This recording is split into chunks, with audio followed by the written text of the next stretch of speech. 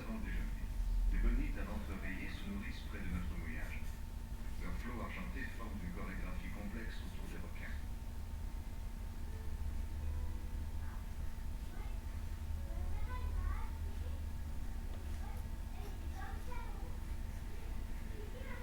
En fin d'après-midi, nous photographions le coucher du soleil sur l'arche de Darwin. Les flocons d'écume dansent dans la lumière rasante. L'arche capte les derniers rayons du soleil comme une loupe. Elle les concentre en un seul point de lumière blanc et or. Vision extraordinaire, comme l'expérience que nous vivons.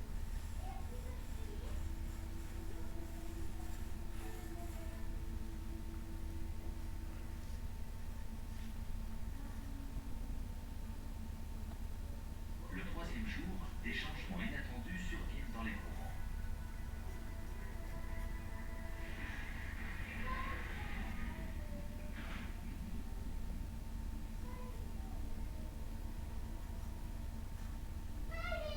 Le flux qui se dirigeait vers le nord va maintenant vers le sud. Les requins marteaux se rassemblent plus près des récifs. Quant aux requins baleines, ils semblent avoir complètement disparu. Les conditions sont loin d'être idéales. Le courant a viré de 180 degrés.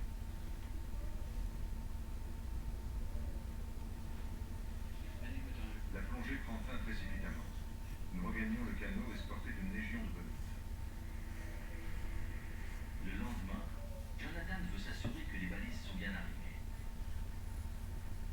Vous avez de nouvelles données? Il appelle Alex Earn, qui enregistre les signaux GPS à l'Université de Californie à Davis. Les conditions ne sont pas très bonnes. On a un courant vers le sud. On a posé 2 balises, mais on voudrait savoir si elles sont toujours en place. Tu as des données qui indiquent ce que font les requins? Tu en as? 107.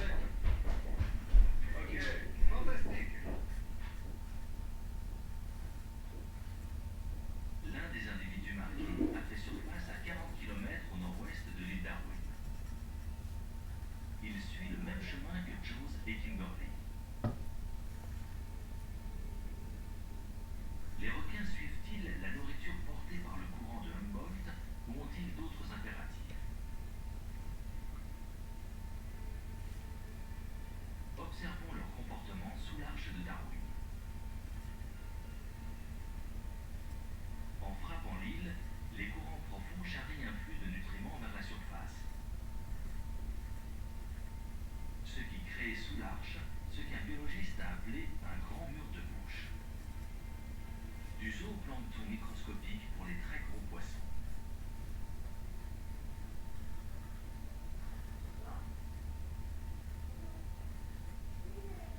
Parmi eux, des prédateurs comme les requins et les bonites.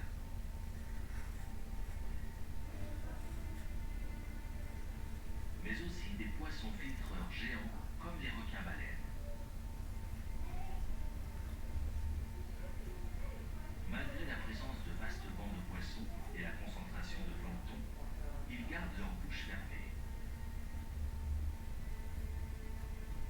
Ils ne sont donc pas là pour se nourrir. Nous savons qu'ils viennent pour une raison précise. Ce doit être important parce qu'il y a des centaines de requins-baleines autour de l'arche de Darwin à ce moment-là. On n'en trouve nulle part ailleurs dans l'archipel des Galapagos. L'arche de Darwin a quelque